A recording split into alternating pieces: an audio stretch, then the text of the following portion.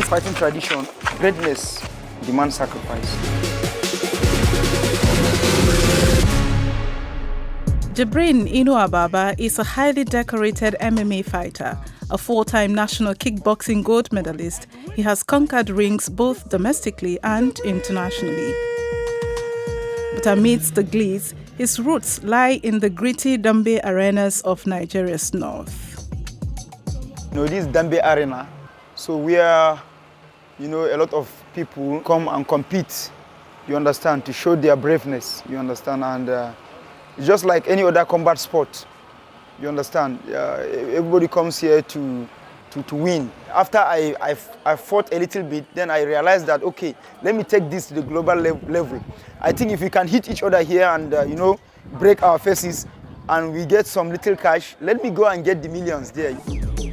But despite Jibrin's MMA success, he has not forgotten where he came from. Today, Kano's prodigal son is coming home. This is my old neighborhood, and this is where I used to train, here. I used to skip here, I used to do footwork, and then on that wall I used to put my pad, my brother holding it, me punching. I miss this place, I miss this place, I'm telling you a lie, I miss this place. Competition takes me away, but I feel peaceful when I come back here. The sweetness of reunions can only last so long. Jibrin's training regimen is unforgiving. And early the next morning, it's time to get back to the job. He hones his skills under the guidance of Coach Abdullahi Triga Saleh, who introduced him to kickboxing. More speed, Jibrin, his background came from Dambe. His fighting style actually, he's a toe-to-toe fighter. His toe-to-toe fighter means he comes, he stands in your front, you beat him, he beats you, and see who's going to go down. Jibrin is very good in a kind of fight. Jibrin has decided that on this trip home, he will step back into the Dambe ring to take on a challenger. He thinks the game can be integrated into modern combat sports. And despite his years of competing in glitzy, far-off arenas, he doesn't want to see his fellow northern athletes left behind. As much as my career now is moving forward, I'm succeeding, I really want my young ones to succeed, here in Kano. This is how I get myself to that level. So I have to come back, and since I can do it, I believe that these young kids, these young guys can do it too. They can do more than I do, you understand? And that's why I'm always here.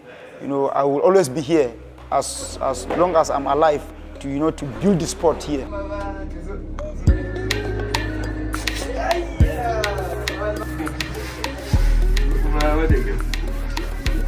I'm here with myself, my wife, our daughter, Kairat, 3 years old, then Amina, my wife's sister, and then Mustafa, my younger brother.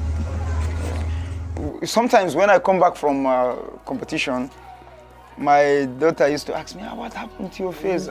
This sport needs a lot of commitment.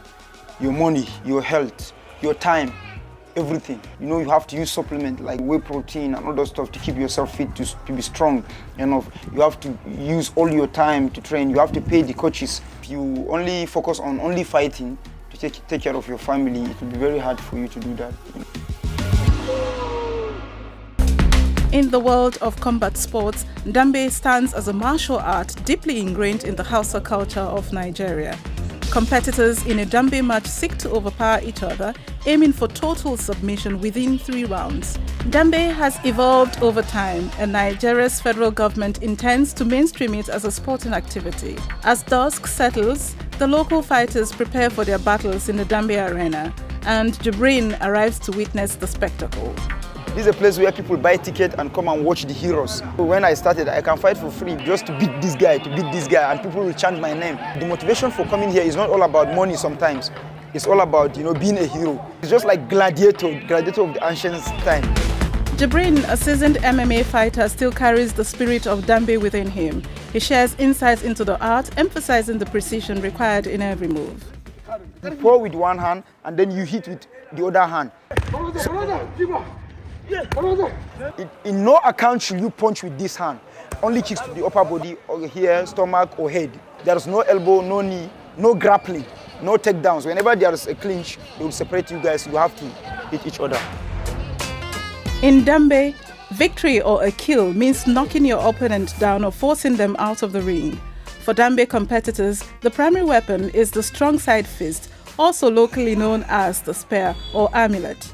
It's basically the fist wrapped in a piece of cloth covered by tightly knotted cord, but should be infused with tradition and power, Jibrin says.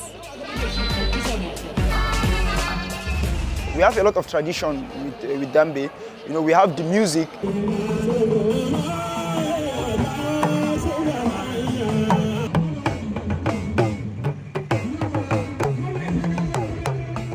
Two, there are charms. The amulet we wear are made by some native doctors around us. When you put them in, you feel that your hand is heavy, it's spiritual.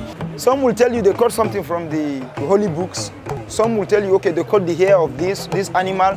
Some will use the skin of an animal that they know the skin is harmful to the body. Some people, they used to bury their hand in the graveyard, you understand? Yeah, in the grave.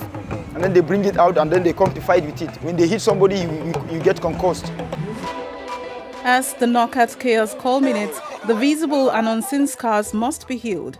This is done through breaking a meal together. Jibrin invites his fellow fighters to share food on the same table, to repair the scars and to discuss the future of their sporting career. But amid the development, Jibrin's concerns lingers.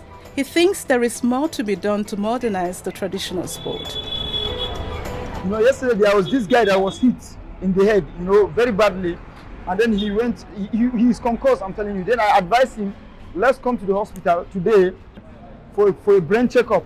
But the guy refused to come. The problem is that we as athletes, we don't want to take care of ourselves, of our health. You understand? Dambe itself is good. It's a very good sport. You understand? It shows bravery. You know, it's our culture. We love our Dambe, it's our culture. But the people, we ourselves, we are the problem. You understand? We don't want to come for checkup.